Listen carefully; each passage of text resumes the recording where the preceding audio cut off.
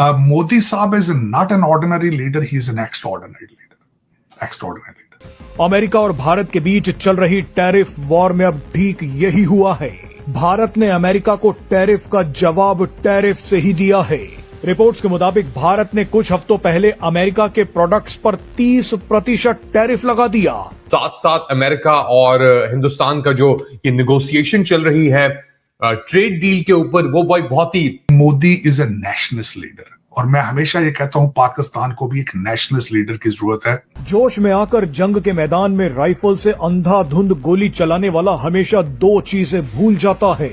पहली ये कि वो तेजी से अपनी गोलियां खत्म कर रहा है, और दूसरी ये कि सामने वाले के पास भी वही हथियार है, वो बस अपनी बारी का इंतजार कर रहा है। सिमिलरली अगर हम देखें कि ये जो पूरा सर्विसेज का सेक्टर है, इट इज टाइनी। अमेरिका के साथ हमारा यूरोप से 10 गुना ज्यादा सर्विसेज चलता है, 10 गुना। आप सोचिए, जो ऑपरेशन सिंदूर 2.0 की जो तैयारियां फुल स्केल से कर रहे हैं, जी जी जी, तो हमारी जो जानिब 75 कंट्रीज में पाकिस्तान आ गया, इसलिए तकलीफ हो रही है। हाँ, तो इंडिया नहीं आया ना, तकलीफ इस वजह से भी है। देखें हमारी लड़ाई में अब बहुत कम किरदार ट्रंप का रह जाएगा, क्योंकि ट्रंप और मोदी के बीच फासले बढ़ रहे हैं। हमारे यहाँ से जो लोग जाते हैं, ये कोई टैक्सी ड्राइवर बन जाता है, कुछ उससे पहले फैमिली मेंबर्स होते हैं, लंबी लंबी बड़ी बड़ी फैमिलीज हैं। पाकिस्तानियों की तो 8-8 9-9 की फैमिलीज होती हैं। वो आर्मी चीफ साहब ने हमारे को 12-14 आउटफिट्स गिनवा दिए कि जी ये देखें, ये एलओसी के इस तरफ हैं, ये एलओसी के उस तरफ हैं, ये आपके इंटरनेशनल बॉर्डर पे हैं। तो भारत ने क्या किया? भारत ने अक्टूबर में 30% इंपोर्ट ड्यूटी लगा दी थी अमेरिकन पल्सेस के ऊपर। अब जब लोग मैनचेस्टर की बात करते हैं या ब्रैडफोर्ड की बात करते हैं, तो यही बातें आती है कि जी वहां तो ऐसे लगता है ये छोटा पाकिस्तान है। ड्रोन्स भेज कर, ये जो पिछले दिनों ड्रोन्स हमारे पता नहीं क्या करने चले गए थे उधर, हमें कम से कम ख्याल रखना चाहिए कि मौका ही ना दें कि जी आपने ड्रोन्स भेजे इसलिए थे कि रूट्स देखें कि कहां से बंदे इन्फिल्ट्रेट करवाए जा सकते। जिसके बाद अमेरिका में भयंकर बवाल मच गया है। इसी बीच अमेरिकी टैरिफ्स की वजह से भारत को यूरोप में भी एक बड़ी जीत मिली है। भारत के पीछे खड़ा होकर पूरा यूरोप अब अमेरिका पर टूट पड़ा है।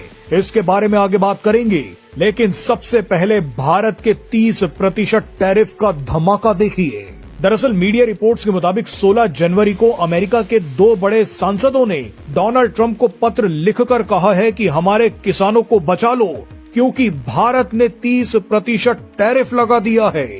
अमेरिका के 2 राज्यों नॉर्थ डेकोटा और मोंटाना के सांसदों ने डोनाल्ड ट्रंप से कहा है कि भारत से बात करो और हमारे राज्यों में उगने वाली पीली मटर पर लगाए गए 30% टैरिफ को हटाने की मांग करो। आपको बता दें कि नॉर्थ डेकोटा और मोंटाना राज्य अमेरिका में मटर सहित दलहन फसलों के शीर्ष 2 उत्पादक हैं। लेकिन जैसे ही भारत ने इन राज्यों की पीली मटर पर 30% टैरिफ लगाया, उसके 2 महीने के अंदर ये दोनों राज्य घुटनों पर आ गए। जानकारी के लिए बता दें कि भारत दलहन फसलों का विश्व में सबसे बड़ा उपभोक्ता यानी कंज्यूमर है। इन फसलों के मामले में भारत दुनिया की कुल खपत का लगभग 27% हिस्सा कंज्यूम करता है। ऐसे में भारत ने जैसे ही अमेरिका के इन 2 राज्यों की पीली मटर पर टैरिफ बढ़ा दिया, तो इनकी मटर बिकनी बंद हो गई। इसीलिए इन दोनों राज्यों के सीनेटर्स ने डोनाल्ड ट्रंप को चिट्ठी लिखकर मदद मांगी है। आपको बता दें कि भारत ने 30 अक्टूबर 2025 को पीली मटर पर 30% शुल्क लगाने की घोषणा की थी, जिसके बाद 1 नवंबर 2025 से ये लागू भी हो गया, और अब इसी के चलते अमेरिका को इसकी कीमत चुकानी पड़ रही है। नॉर्थ डेकोटा और मोंटाना राज्यों का कहना है कि उनके किसान बर्बाद हो रहे हैं, तुरंत उनके किसानों को बचाने के लिए भारत से मदद मांगी जाए। तो भारत ने क्या किया? भारत ने अक्टूबर में 30% इंपोर्ट ड्यूटी लगा दी थी अमेरिकन पल्सेस के ऊपर, ठीक है ना। और यहां पे ट्रंप ने बोला कि भैया ये अनफेयर है, ये बहुत ज्यादा अनफेयर है, और इंडिया जो है इट हैज लार्जली एस्केप्ड। मतलब एक तरीके से 50% हमारे प्रोडक्ट तुम्हारे पास जाएंगे तो तुम 50% दोगे ना, तुम्हारी दालें अगर यहां पे आएगी तो तुमको 30% देना पड़ेगा। हम क्यों भूल रहे हैं कि इंडिया दुनिया का सबसे बड़ा मार्केट है। यूरोप क्लोज्ड है, अमेरिका सैचुरेटेड है, अमेरिका यूरोप दोनों, ठीक है।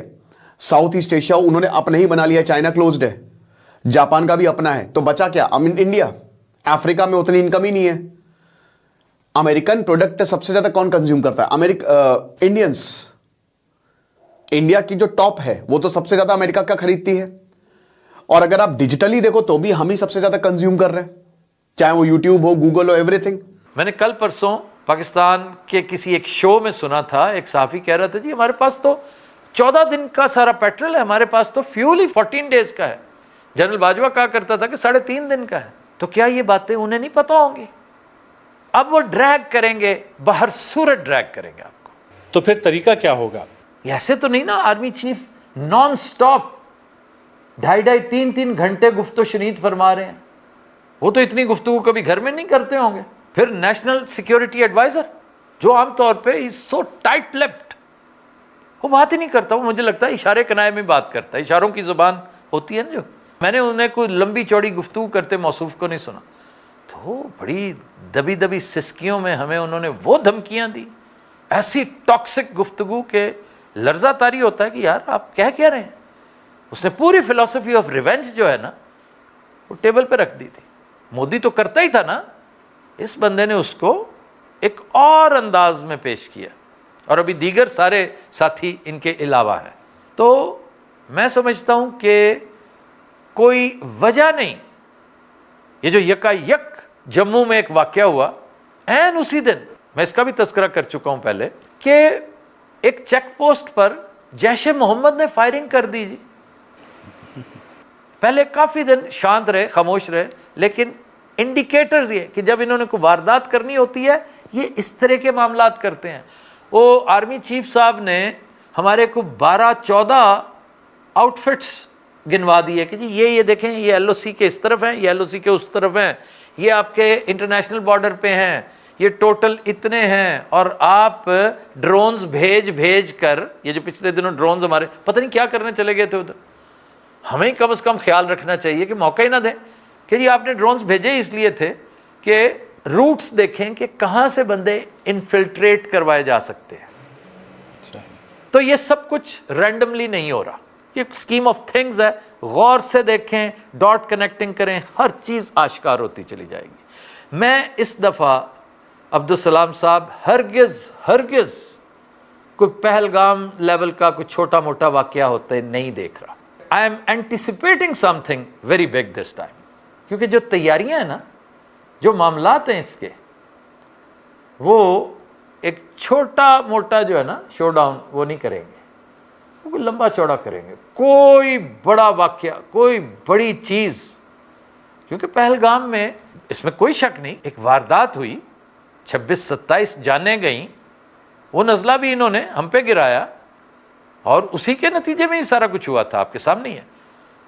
तो अब मैं एक्सपेक्ट करता हूं कि ये इस पे इक्तफा नहीं करेंगे, इससे आगे जाएंगे। इससे क्या वजह है? मतलब ये कि दुनिया को यकीन दिलाने के लिए कि हम मजाक नहीं कर रहे, ऐसी जबरदस्ती पाकिस्तान को कुट नहीं लगाना चाह रहे। लास्ट टाइम इन्होंने यही किया था ना कि भी हमारा ख्याल है कि तुम थे, प्रूव कुछ नहीं हुआ और इन्होंने इंतहा कर दी। अब ये इसलिए पक्का काम जिसको मैं कह रहा हूं ना, कुछ तगड़ा काम, कि कुछ ऐसा बैड ऑप्टिक्स जो होते हैं ना बड़े खौफनाक होते हैं, कि काम चाहे हुआ हो ना हो, अगर ऑप्टिक्स बैड हैं तो nobody will believe you, because bad optics create bad perceptions and perception is stronger than reality. तो सर पहलगाम नहीं तो फिर और क्या हो सकता है? अब देखिए, कोई भी बड़ा वाकया, जैसे मैं कह रहा हूं, आप गौर करें, कैलेंडर को देखें। लोग तो समझते ना कि बार बार, जैसे मैं मिसाल देता हूं, वो जो क्रिस्टल बॉल में देखने की बजाय कैलेंडर पे नजर डालें। 8 फरवरी को वहां पर एक एक्टिविटी शुरू होने वाली है, वर्ल्ड कप शुरू हो रहा है वहां पे। खुदा न खास्ता एक इवेंट क्रिकेट में हो गया, क्रिकेट तो गली मोहल्ले का रोमांस है, there will be an international incident. अगर कुछ ऐसी चीज हो गई तो इन्हें ज्यादा जोर नहीं लगाना पड़ेगा दुनिया को मनाने के लिए, क्योंकि इनके ज़हन में होगा ना कि वहां पे तो गोरे भी होते हैं, गोरे प्लेयर्स भी आए होते हैं ना, इन ममालिक के लोग भी होते हैं। और ये पहले दिन से कह रहे हैं कि जी पाकिस्तान सबटाज कर रहा है, बांग्लादेश सबटाज कर रहा है। उन्होंने अपनी रिजर्वेशंस का मुजाहरा किया होगा कि भारत ने क्रिकेट के साथ जो कर दिया है वो अल्लाह किसी दुश्मन के साथ भी ना करे, तो उसका नुकसान क्रिकेट को होना है अल्टीमेटली, लेकिन कोई बईद नहीं। तो इसलिए मैं गुजारिश कर रहा हूं हमारे हुक्मरानों को एंटिसिपेट करना चाहिए। मजे की बात देखिए कि भारतीय टैरिफ की वजह से सिर्फ 2 महीने में ही अमेरिका के मुंह से झाग निकल आया है, जबकि अमेरिकी टैरिफ के बावजूद भारत की अर्थव्यवस्था तेजी से आगे बढ़ रही है। बहरहाल टैरिफ को हथियार बनाकर दुनिया को डराने वाले डोनाल्ड ट्रंप ने पहली बार यूरोपीय देशों के खिलाफ भी इसका इस्तेमाल कर लिया है। डोनाल्ड ट्रंप ने ग्रीनलैंड पर अमेरिका के कब्जे का विरोध कर रहे 8 यूरोपीय देशों पर 10% टैरिफ लगा दिया है। इसी के साथ डोनाल्ड ट्रंप ने कहा है कि अगर अभी भी नहीं माने तो जून में इस टैरिफ को 25% कर दूंगा। इस घटना ने यूरोप को हिलाकर रख दिया है। यूरोप के कई देशों ने भी अब ऐलान कर दिया है कि वो अमेरिका के खिलाफ एक्शन लेंगे, अमेरिका के साथ अपनी ट्रेड डील्स को कैंसिल तक कर देंगे, अमेरिका के साथ की गई ट्रेड डील्स को रोक देंगे, जबकि हम 27 जनवरी को भारत के साथ एक बड़ा फ्री ट्रेड एग्रीमेंट करेंगे।